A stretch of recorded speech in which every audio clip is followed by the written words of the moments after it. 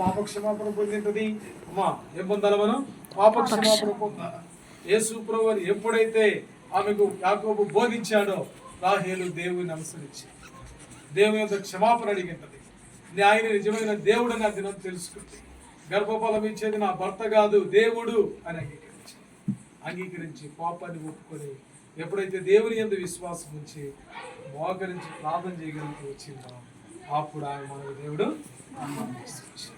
ఈ సందర్భంలో కాబట్టి దేవుడు ఆ బహుమానం మీకు ఇచ్చాడు. కాబట్టి వ్యక్తిగత ప్రార్థన, కుటుంబ ప్రార్థన, సంఘ ప్రార్థన, సేవకుల ప్రార్థన ఏదో దేవుడు కనికరించి ఆడబిడ్డను మొహబిడ్డను ఎవరో దేవుడు ఆయనకి ఇష్టమైంది ఇచ్చి వారిని సంతోషపరుస్తూ ఉంటారు.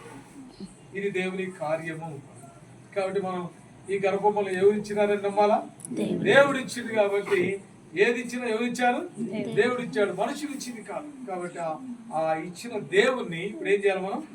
చెప్పండి, గణపరచాలా? 34 కీర్తన. కాబట్టి